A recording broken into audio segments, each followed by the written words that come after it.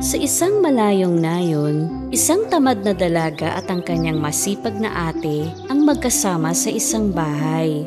Hindi mahilig magtrabaho ang tamad na dalaga. Sobra ang katamaran niya para magligpit lang ng kinainan niya sa kusina. Ang masipag na dalaga naman ang gumagawa ng lahat ng gawaing bahay.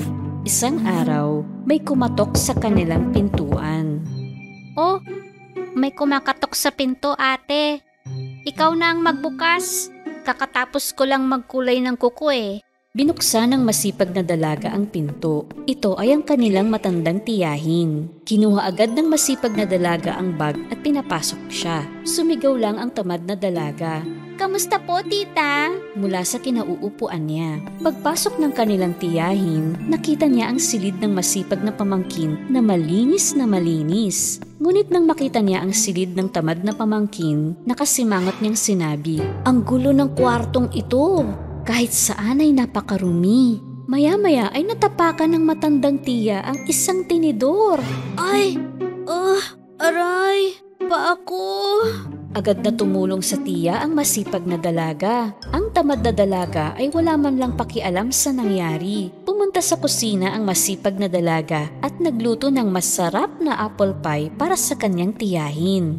Hindi kita papayagang umuwi ng gutom, tita. Baunin mo po para may makain ka sa daan, sabi niya.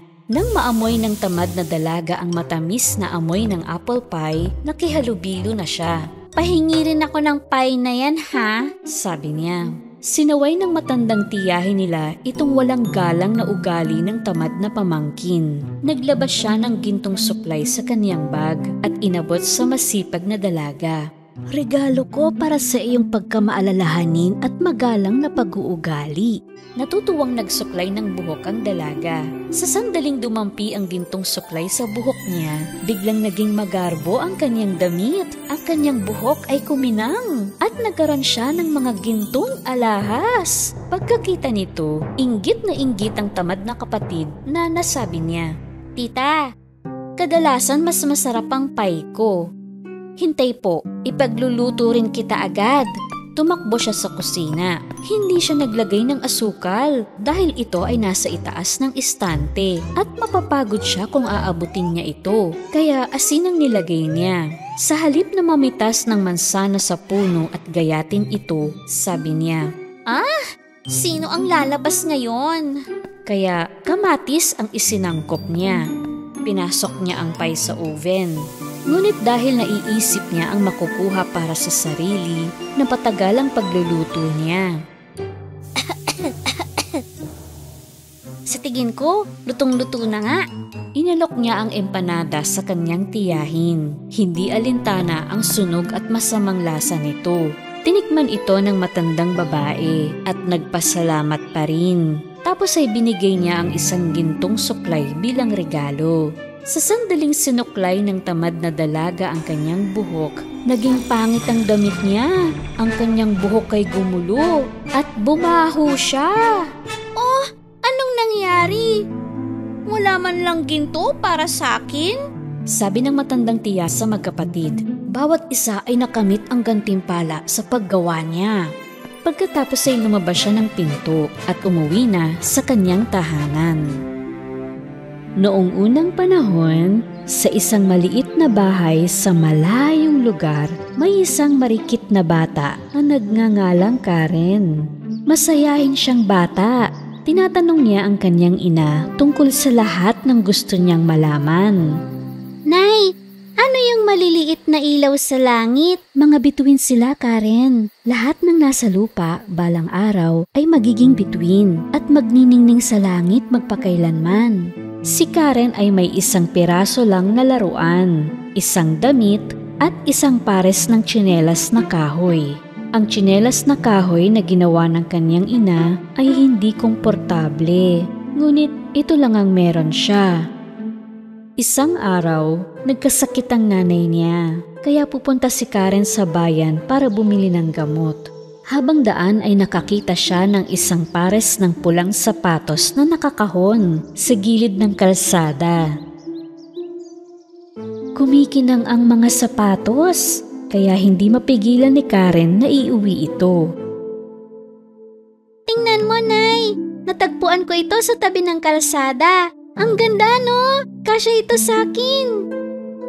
Baka pag-aari ng ibang tao yan, Karen. Dapat mong ibalik yan doon. Pero kung merong nagmamay-ari, di niya iiwan dun. Baka aksidenteng nalaglag ng may-ari. Hindi niya dapat winala. Ako ang nakapulot. Ako na ang may-ari. Akin na to. Nak, makinig kang mabuti. Hindi man kita maibili ng bagong sapatos ngayon, pero ayokong magsuot ka ng sapatos ng iba dahil lang napulot mo. Huwag nang matigas ang ulo. Ipangako mong hindi mo isusuot yan, ha? Malungkot na nangako si Karen na hindi isusuot ang pulang sapatos at itinago niya ito sa ilalim ng kama.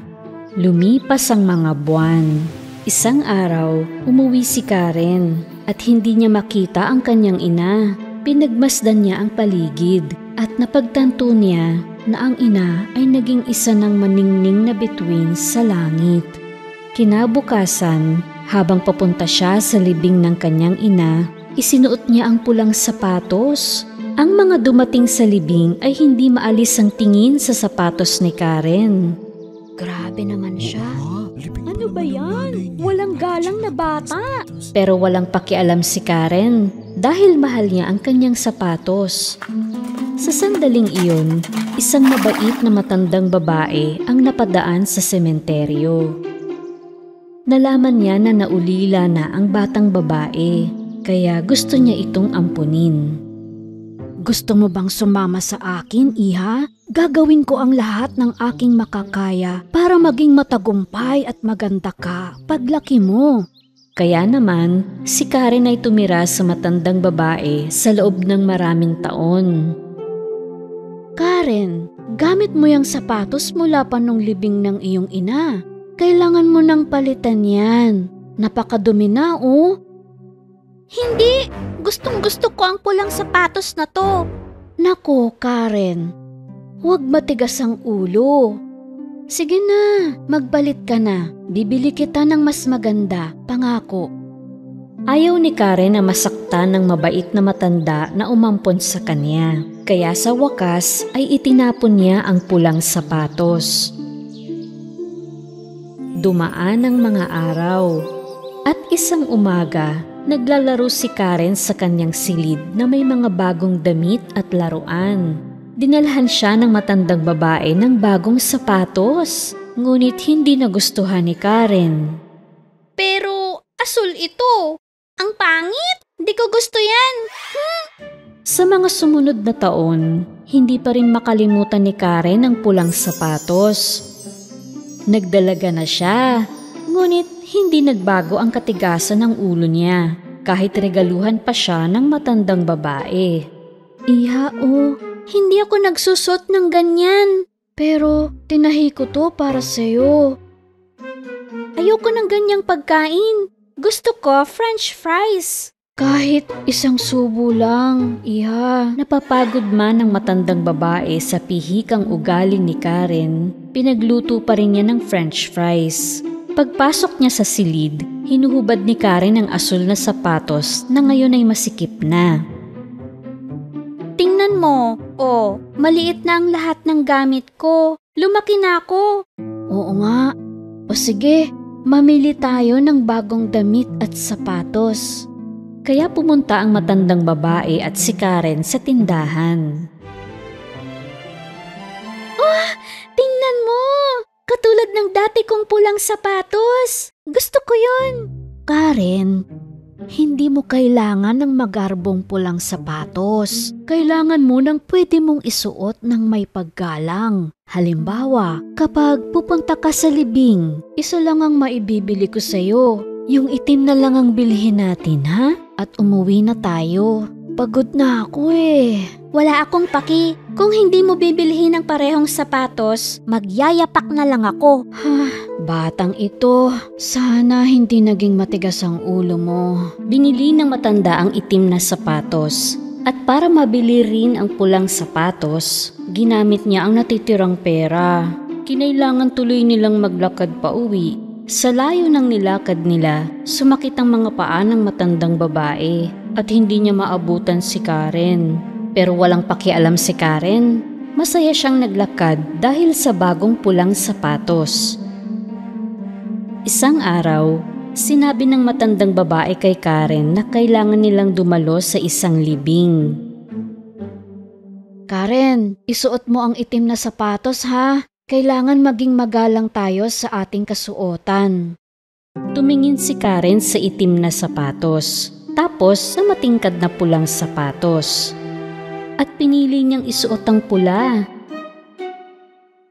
Paglabas nila ng bahay, tinakpan niya ito ng palda para hindi makita ng matandang babae. Gayunpaman doon sa libing, nakita ng lahat ang sapatos ni Karen. Kumikislap ito kahit mahaba ang kanyang palda. Pinag-usap-usapan tuloy ng mga tao si Karen at kung gaano kawalang galang ang suot niyang sapatos. Nang makarating ito sa tenga ng matandang babae, galit na galit siya. Hindi ka talaga nakinig sa sinabi ko? Sinuot mo pa rin ang pulang sapatos na yan. Napakatigas ng ulo mo, Karen. Nasaan ang respeto mo? Sa sandaling iyon, isang gwapong lalaki ang napadaan at nabighani sa kagandahan ni Karen. Lumapit ito sa kanya, lumuhod at binigyan siya ng mga papuri. Ang ganda mo, Binibini. At bagay sa'yo magandang sapatos na yan. Salamat. Kinilig ako sa sinabi mo. Sigurado ako mahusay ka sumayaw. Iniimbitahan kita sa sayawan sa palasyo ngayong gabi. Punta ka ha? Dahil sa magiliw na alok ng Ginoo, sa tuwa ay napasayaw nga si Karen. Ngunit ilang sandali pa, hindi na mapigilan ni Karen ang pagsasayaw. Ba't di ko mapigilan ng mga paa ko? Anong nangyayari? Nagsimulang lumayo si Karen sa matanda at sa Ginoo habang sumasayaw siya. Karen! Bumalik ka dito! Hinabol siya ng lalaki, pero hindi siya maabutan. Naging mas matigas ang ulo ng pulang sapatos kaysa kay Karen. Dinala siya nito hanggang sa tuktok ng bundok at pinasayaw siya sa loob ng 3 araw. Sobrang sakit na ng mga paa ni Karen, kaya napapasigaw siya sa bawat hakbang. Aray! Kahit na napuputikan o matinik, patuloy pa rin sa pagsasayawang sapatos. Tama na! Pagod na ako! Hindi na ako magmamatigas mula ngayon. Pangako, sige na, sapatos, tumigil ka na, pakiusap. Pagkasabi niyon, kumalas ang pulang sapatos sa kanyang mga paa. At bumagsak si Karen sa lupa. Pero patuloy pa rin ang pulang sapatos sa pagsasayaw. Nakahanap si Karen ng isang kahoy na ginawa niyang saklay pauwi. Sobrang sakit ng mga paa niya. Nang sa wakas ay natanaw niya ang bahay, napaiyak siya sa tuwa. Sinalubong siya ng matandang babae at nagyakapan silang dalawa. Alam ko pong naging sutil ako. Pangako, hindi na po ako magiging ganun. Matapos itigil ni Karen ang katigasan ng ulo, ang mga bagay ay nagsimulang maging maayos. Isang araw, may kumatok sa pinto. Ito ay ang gwapong Ginoo. Magandang araw, Karen. Ang bilis mo sumayaw, di kita naabutan. Paano mo nagawa yun? Natuwa si Karen na makitang muli ang gwapong Ginoo. Iyon ang simula ng pagmamahalan nilang dalawa. Winaksin niya ang katigasan ng ulo, kaya nagkamit si Karen ng masaya at mapayapang buhay. Noong unang panahon, may isang hari na mayroong 12 magagandang anak na babae. Lahat ng 12 prinsesa ay magkakasama sa iisang malaking silid. Buong pusong pinoprotektahan ng hari ang kanyang mga anak. At sa gabi ay hindi niya sila pinapayagan na lumabas. Ngunit tuwing umaga, may kakaiba sa kanilang paggising. Sira-sira ang mga sapatos ng mga prinsesa na para bang buong gabi silang sumayaw. Kaya araw-araw ay ibinibili ng hari ang kanyang mga anak ng bagong sapatos. Pero kinabukasan ay sira-sira na naman ang mga bagong sapatos. Hindi malutas ng hari o ng kanyang mga tauhan sa kastilyo ang misteryo ng sapatos. Paano ito mangyayari? Paano masisira ang bagong sapatos sa isang gabi lamang? Kamahalan, hindi rin namin maintindihan. Kaya nag-atas ang hari. Ang sinumang makalulutas ng misteryo ng sapatos ng mga prinsesa ay pahihintulutan kong pakasalan ang isa sa aking mga anak at magiging hari siya kapag pumanaw na ako. Ngunit mayroon lamang siyang 3 araw at 3 gabi upang malutas ito. Kung hindi, habang buhay siyang mabibilanggo. Dumating sa kastilyo ang mga kabataang lalaki sa kaharian at maging ang mga prinsipe mula sa ibang mga kaharian. Ilang araw nilang binantayan ang pintuan ng silid-tulugan ng 12 prinsesa. Ngunit walang sino man sa kanila ang nakalutas ng misteryo. Sa wakas, may isang binata na may mabuting puso na nais ding sumubok. Kaya naghanda siyang tumungo sa kastilyo. Habang daan, may nakasalubong siyang isang matandang babae na mukhang mahirap. Iho, gutom na gutom ako. Maaari ba ako makahingi ng isang pirasong tinapay? Ibinigay ng binata sa matandang ginang ang lahat ng baon niyang pagkain. Masaya ang matanda sapagkat ang ibang mga nakasalubong niya ay hindi nagbigay ng kahit ano. Alam ng matandang babae na ang isang ito ay naiiba.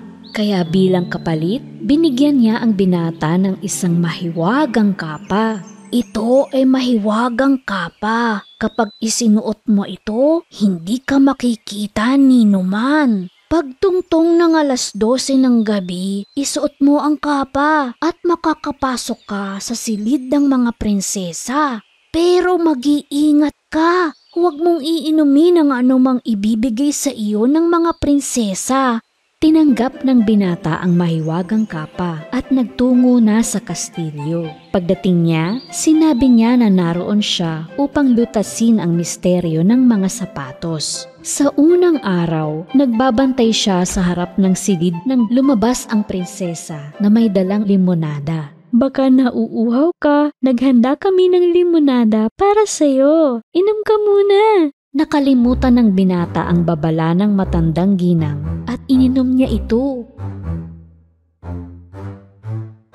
Di nagtagal ay inantok siya. Buong gabi siyang nakatulog sa silid na inihanda nila para sa kanya.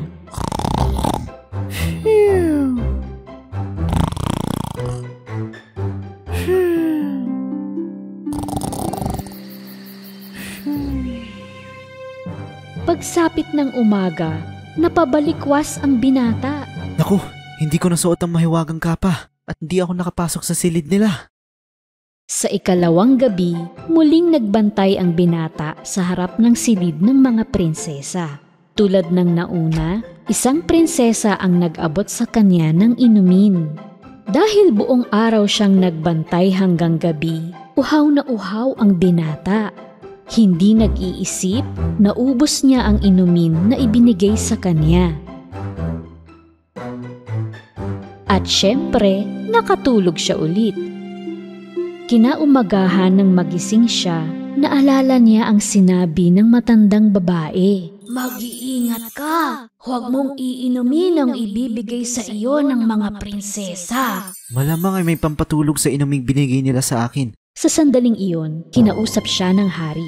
2 araw na ang lumipas at hindi mo pa rin nalulutas ang misteryo. Kung hindi mo ito magagawa ngayon, mabibilanggo ka at mananatili ka doon habang buhay. Pagkatapos ay umalis na ang hari. Kailangan malutas ng binata ang misteryo ngayon. Nang gabing iyon, sa huling pagkakataon, nagbantay ang binata sa harap ng pintuan ng mga prinsesa. Tulad ng inaasahan, lumabas ang bunsong prinsesa at binigyan siya ng inumin. Pero natuto na ang binata. Tinanggap niya ang baso at nagpasalamat. Nang makaalis ang prinsesa, ibinuhos niya ang inumin sa isang paso. Kaya ngayon ay gising na gising siya. Gumabi na at malapit ng maghating gabi. Isinuot ng binata ang kapa at sa sandaling yon, hindi na siya nakikita. Marahan niyang binuksan ang pinto at di siya makapaniwala sa nakikita niya. Lahat ng mga prinsesa ay nakasuot ng magagandang saya at suot ang kanilang bagong sapatos. Tingnan natin kung ang binata sa pintuan ay nakatulog. Binuksan ng isang prinsesa ang pinto at isa pang prinsesa ay nilapit ang tainga sa dingding. Naisip ng binata na kailangan niyang gumawa ng mga tunog na naghihilik.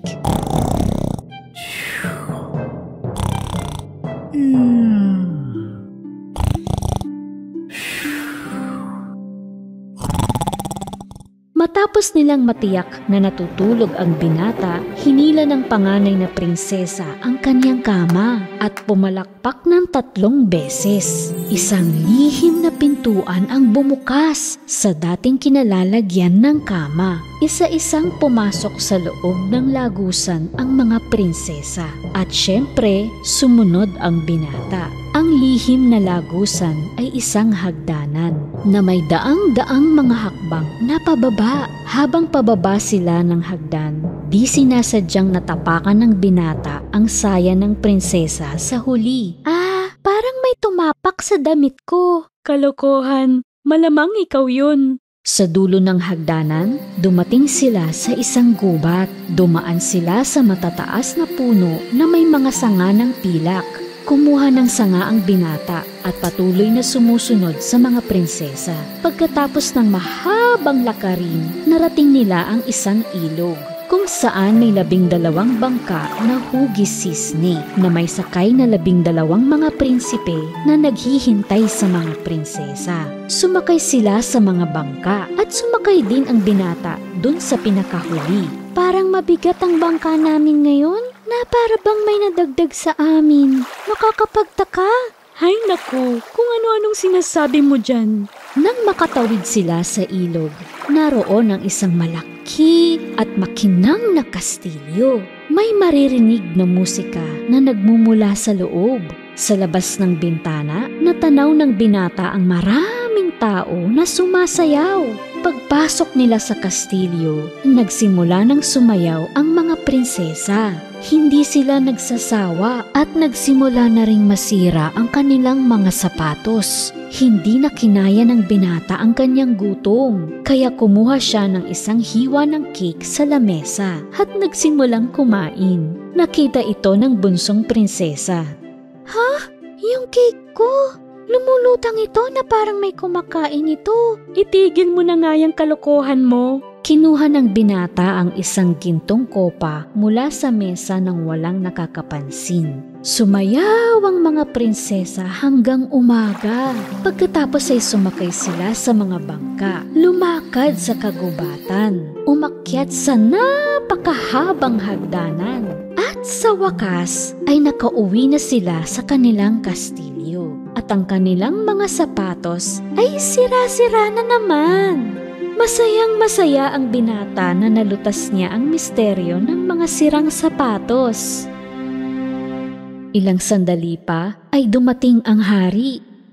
Tapos na ang iyong oras. Nalutas mo ba ang misteryo ng sapatos? Opo, aking kamahalan. Nagawa ko po. At kinwento niya ang lahat ng kanyang nalaman.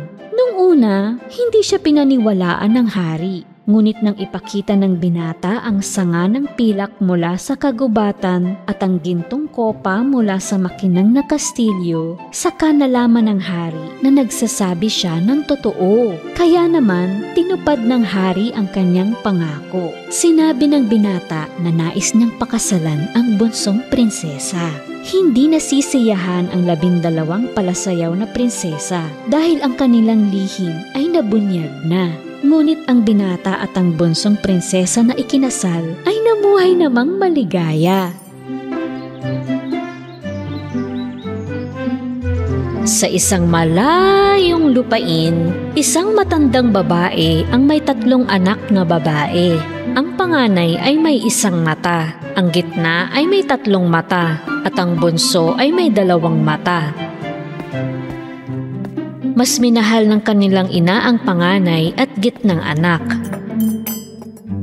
Ginagawa niya ang anumang gustuhin nila. Salamat po, Nanay!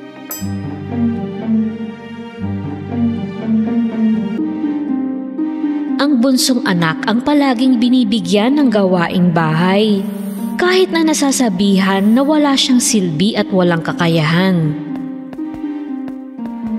At hindi man lang siya sinasabay sa hapagkainan. Nay, si Two Eyes ay hindi dapat sumalo sa atin. Dahil wala siyang nagagawang tama. Pero, ate, kaya hindi pinayagan ng ina ang anak na may 2 mata na kumain kasama nila. Binibigay lang sa kanya ang tira-tira matapos nilang kumain. Gayunpaman, nanatili siyang mabait at matulungin. Isang araw, lumapit kay Two Eyes sina One Eye at Three Eyes. Ininsulto siya ng mga ito at ibinato sa kanya ang kanilang mga damit. Hindi mo nalabhan ito ng mabuti. Labhan mo ulit. Umalis ng bahay si Two Eyes na umiiyak.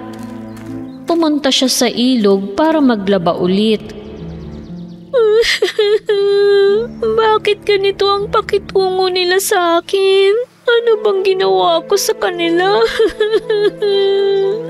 Habang umiiyak si Two Eyes, isang diwata ang nagpakita sa kanya. Sinilaw ng diwata ang dalaga sa kanyang nagniningning na damit. Ngunit kinukubli ang mukha sa kanya. Bakit ka umiiyak? Magandang dilag na may 2 mata? Dahil sinasabi po ng aking ina at mga kapatid na wala akong silbi. Napupot sila sa akin at pinagtirahang pagkain lang ang iniiwan nila sa akin. Huwag ka nang malungkot, Iha. Eto may regalo ako sa iyong mahiwagang patpat. Humiling ka, tapos ikumpas mo ito ng 3 beses at magkakatotoo ang hiniling mo. Humiling si Two Eyes.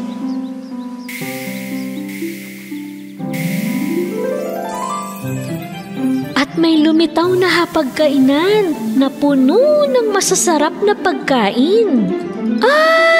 Ang daming pagkain! Lahat ay mainit at sariwa. Ilang araw ng gutom si Two Eyes, kaya magana niyang inubos ang pagkain sa mesa.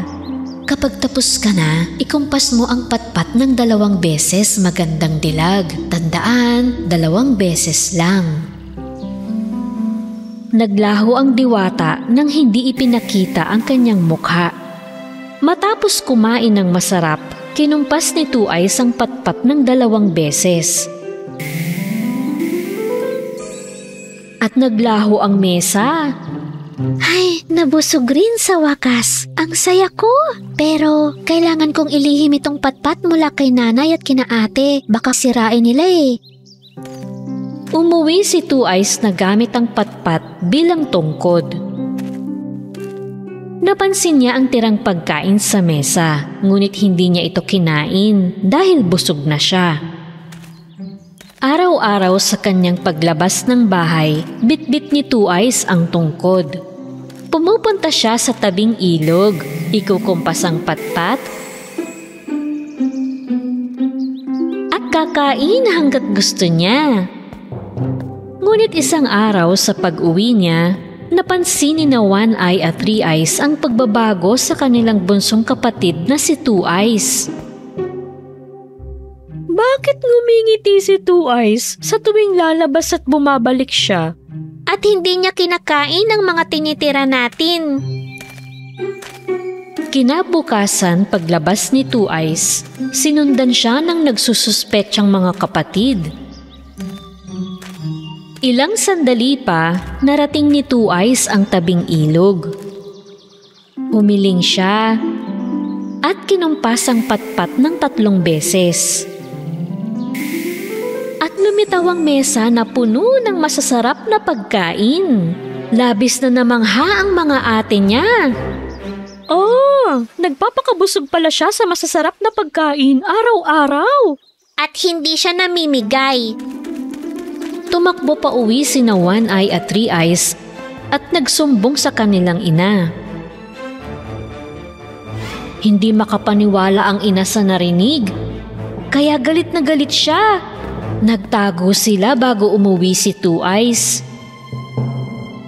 Pagpasok ng dalaga sa bahay, lumapit sa kanya ang ina. Kinuha ang patpat sa kanyang kamay at binali ito sa gitna. Naku! Bakit mo po ginawa yun? Nagpapakasasa ka sa masasarap na pagkain habang kami ay nagugutom dito? Di ka na pakakainin sa bahay na to. Masama ang loob na lumabas si Two Eyes. Bit-bit ang nabaling patpat. Sa sandaling iyon, muling nagpakita ang misteryosong butihing diwata. Huwag kang umiyak, magandang dilag. Kunin mo ang nasirang patpat at ibaon mo sa liwanag ng buwan at mapapangiti kang muli. Naglaho ang misteryosong diwata bago pa makita ni Two Eyes ang kanyang mukha. Agad na ginawa ni Two Eyes ang sinabi ng diwata. Kinabukasan, tumubo sa pinagbaunan ng patpat ang isang puno na may mga dahong pilak at gintong prutas. Nagliliwanag ang puno na makikita ito ng lahat. Nais ng ina at mga kapatid ni Two Eyes na makapitas ng ilang prutas mula sa magandang puno. Ngunit sa tuwing inaabot nila ang bunga, umiiwas ang sanga ng puno. Nang makita ito, agad na lumapit sa kanila si Two Eyes. Susubukan kong mamitas sa magandang punong ito. Kami nga hindi makakuha. Ikaw pa kaya? Inunat ni Two Eyes ang kanyang mga braso sa puno. Pahingi po ako ng prutas at kagalakan, punong makinang. Matapos ang magiliw na pananalita, binaba ng puno ang mga sanga nito kay Two Eyes upang madali siyang makakuha ng bunga. Gusto sanang ibigay ni Two Eyes ang mga prutas sa kanyang ina at mga kapatid. Ngunit naiinis sila sa selos. Kala mo kaya ko rin yan. Manood ka. Pahingi ako ng prutas at kagalakan, punong makinang. Pahingi ako ng prutas at kagalakan, punong makinang. Ngunit hindi tumugon ang puno sa sinabi ni na One Eye at Three Eyes. Paano ang punong ito ay sumusunod lang sa utos ni Two Eyes? Sa sandaling iyon, isang gwapong kabalyero ang dumating, sakay ng kabayo. Umalis ka dito, Two Eyes. Magtago ka dun sa likod ng palumpong. Huwag mo kaming ipahiya sa kadamutan mo. Sumunod ang kawawang si Two Eyes. Dala ang mga prutas, nagtago siya. Nang lapitan ng kabalyero ang punong may dahon na pilak at gintong bunga, manghang-mangha siya. Wow! Kung bibigyan ako ng may-ari ng magandang punong ito ng isang sanga ng pilak, gagawin ko siyang pinakamasayang tao sa mundo. Kami ang may-ari ng punong ito. Mabibigyan kita ng pilak na sanga. Tumalon-talon sina One Eye at Three Eyes upang pumutol ng sanga sa puno. Ngunit wala, ni hindi nila mahawakan kahit isang dahon. Kala ko ba sa inyo ang punong ito? Kung gayon, bakit hindi kayo makapitas ng kahit isang prutas? Gustong lumabas ni Two Eyes at ibahagi ang kanyang mga prutas sa kabalyero. Ngunit natatakot siya sa kanyang ina at mga kapatid. Kaya napaiyak na lang siya. At lumitaw muli ang misteryosong diwata. Magandang dilag na may dalawang mata. Kunin mo ang dahon at ilagay sa iyong puso. Mahaharap mo ang kabalyero nang walang anumang takot. Ginawa ni Two Eyes ang sinabi ng diwata at ang kanyang lumang damit ay naging makislap na damit. Agad siyang lumabas sa palumpong na pinagtataguan niya at hinarap ang kabalyero na hawak pa rin ang mga prutas. Nabighani ang kabalyero sa kagandahan ni Two Eyes at hindi niya maalis ang tingin sa kanya. Mabibigyan kita ng sangang pilak na may gintong prutas. Gusto kitang gawing pinakamasayang tao sa mundo, magandang binibini. Payag ka bang magpakasal sa akin? Tinanggap ni Two Eyes ang alok na kasal ng kabalyero at niyakap nila ang isa't isa. Nang makita ito, humingi ng tawad kay Two Eyes ang ina at magkapatid na naiinggit. Akala namin wala kang silbi at naging masama ang pakikitungo namin sa'yo. Pero naging dalisay at mabait ka pa rin sa amin. Pasensya ka na ha. Pinatawad ni Two Eyes ang kanyang mga ate at nanay.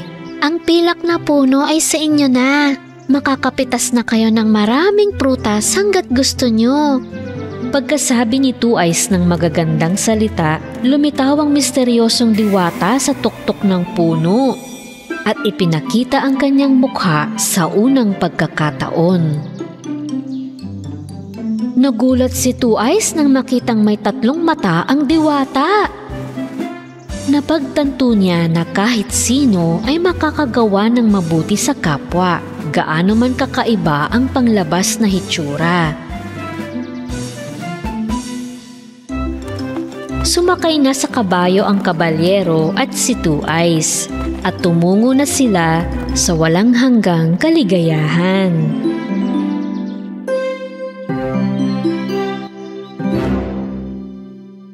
Rapunzel. Noong unang panahon, sa isang malayong lupain ay may isang butihing mag-asawa. Isang araw, may mabuting balitang hatid ang babae sa kanyang asawa. Siya ay nagdadalang tao. Lubos na natuwa ang asawa sa balita, kaya nangako ito na gagawin ang kahit ano para sa kanya. Isang araw, sinabi ng babae na nananabik siya sa ilang malutong na litsugas. Di ako matatahimik kung di ako makakakain ng masarap na litsugas mula sa hardin ng ating kapitbahay. Kaya nagpunta ang lalaki sa hardin ng kapitbahay upang tuparin ang kahilingan ng kanyang asawa. Ngunit hindi alam ng pobreng lalaki na ang kanyang kapitbahay ay isa palang mangkukulam na nagngangalang Camila. Walang sinumang nakakaalam na ang bruha ay 150 taong gulang na. Upang magmukhang bata, ang maaari lamang hawakan ni Camila ay mga ginintuang bagay. Kaya lahat ng kasangkapan sa bahay ay may ginto. Nilagyan niya ng ginto ang mga plato, kutsara at tinidor, mga garapon, lampara at maging ang inuupuan niya.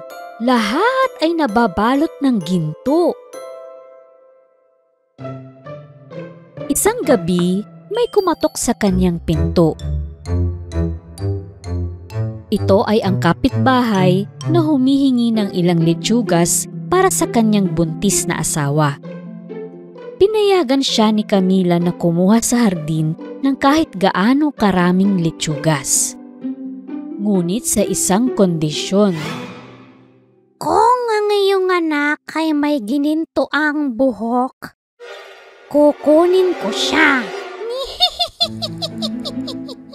Hindi alam ng lalaki kung ano ang gagawin, kaya sumang-ayon siya at ipinagdasal na lang na hindi magkaroon ng dilaw na buhok ang magiging anak.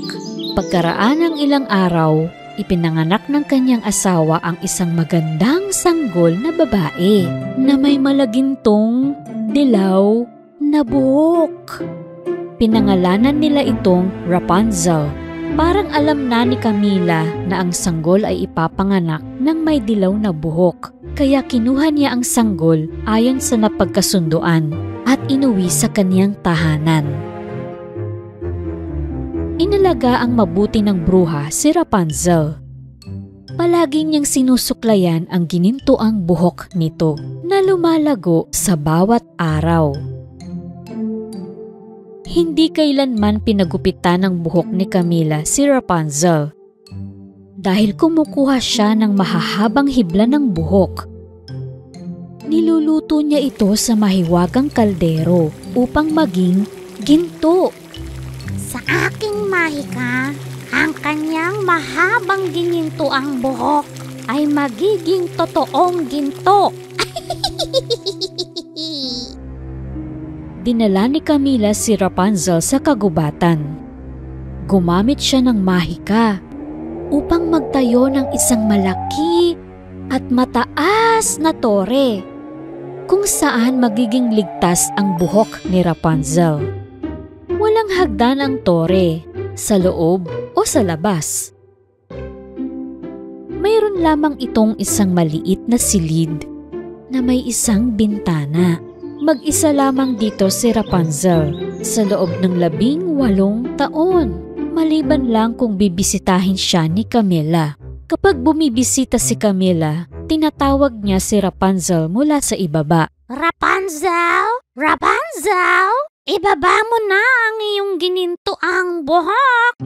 Mula sa bintana ay ilaladlad ni Rapunzel ang kanyang mahabang tinirintas na buhok. At doon nangungunyapit si Camilla upang makaakyat sa tore. Nanay, bakit hindi ako makakababa upang makakita ng mga hayop at bulaklak?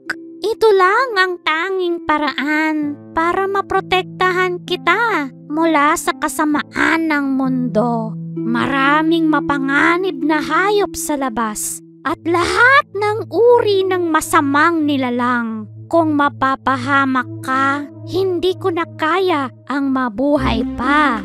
Isang araw, ang gwapong prinsipe ng bansa na si Rob na may kaparehong kaarawan ng kay Rapunzel ay nangabayo patungo sa gubat. Sa kagubatan, narinig ng prinsipe ang pag-awit ng dalaga at magiliw siyang nakinig. Ang tinig na iyon. Napakaganda. Hiya! Tinuntun niya ang pinagmumula ng misteryosong boses hanggang sa marating niya ang tore na tinitirhan ni Rapunzel. Nang umawit ang dalaga sa bintana ng tore, agad umibig sa kanya ang prinsipe. Nilibot ng prinsipe ang paligid ng tore, ngunit wala siyang makitang pinto o hagdan. Maya-maya ay dumating si Camilla, kaya't nagtago ang prinsipe sa likod ng mga halaman dahil alam niya na isa itong masamang mangkukulam. Naku po, si Camilla yun ah. Ang mangkukulam? Anong ginagawa niya rito? Rapunzel? Rapunzel? Ibaba mo na ang iyong ginintuang buhok. Niladlad ni Rapunzel ang kanyang mahabang tinirintas na buhok upang makaakyat si Camilla. Sa sumunod na araw, bumalik ang prinsipe sa tore. Pagdating ay sinubukan niyang gayahin ang boses ng bruha at sumigaw siya mula sa ibaba ng tore. Rapunzel! Rapunzel! Ibaba mo ang iyong ginintuang buhok! Nanibago si Rapunzel sa boses na narinig, pero nilabas pa rin niya ang kanyang buhok. Mabilis na inakyat ni Prinsipe Rob ang buhok dahil nais na niyang makilala ang may-ari ng magandang tinig. Hirap naman umakyat sa buhok. Natakot si Rapunzel nang makita siya. Sino? Sino ka? Paano ka nakarating dito? Ako si Prinsipe Rob. Naisip ko lang baka kailangan mo ng tulong dahil walang hagdanan at may mangkukulam. Hindi kita kilala. Sabi ng nanay ko, mapanganib na nilalang ang mga estranghero. Naku, umalis ka dito. Huwag ka mag-alala. Hindi ako mapanganib na tao. Nilalang, narinig ko lang iyong magandang tinig at nais ko makita kung ano ang pakay ng mangkukulam. Narito ako upang sagipin ka. Ang mga salita ng prinsipe ay nagpalambot sa puso ni Rapunzel at hindi na siya natakot pa. Miss Rapunzel, gusto ba mo ba sa tore kasama ko? Upang maamoy mo ang mga bulaklak, makapamasyal at makakita ng magagandang hayop. Maraming taon na ring ninais ni Rapunzel na tuklasin ang buhay sa labas. Kaya agad niyang tinanggap ang alok ng prinsipe. Mayroon akong ideya na makakatulong sa ating dalawa na makababa sa tore. Nang sumunod na araw, dumating si Camilla. Nagulat siya dahil nakaladlad na ang mahaba at ginintuang buhok mula sa tuktok ng tore. Siguro ay natanaw na niya ako, kaya nilabas na niya ang kaniyang buhok. Kaya nagsimula ng umakyat si Camila hanggang sa tuktok ng tore. Maya-maya ay may narinig siyang kabayo. Pero naisip niya na baka mayroon lang manlalakbay sa malapit. Kaya hindi na niya ito pinansin. Nagpatuloy na lang siya sa pag-akyat dahil sabik na niyang makita si Rapunzel. Nang marating niya ang silid ni Rapunzel, ang laking gulat niya. Wala na doon si Rapunzel. Putol na ang buhok at nakatakas na siya sa tore. Ang ginto ko! Wala na ang ginto ko! Bakit? Rapunzel!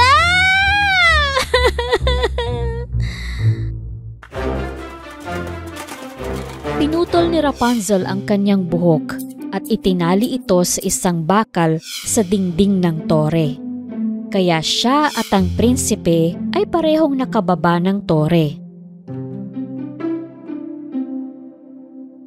Mag-isa na lang sa tore, desperadong hinawakan ni Camila ang putol na buhok ni Rapunzel. Hindi! Hindi na ito pupwede! Dahil naputol na ang buhok! Kailangan nakaugat itong buhok upang maging ginto! Samantala, sina Prinsipe Rob at Rapunzel ay dumating sa kastilyo ng prinsipe at ikinuwento ng prinsipe ang lahat sa kanyang ama at ina, ang hari at reyna. Nabanggit naman ng hari na narinig na niya ang pangalang Rapunzel mula sa isang matandang magsasaka at kaniyang asawa.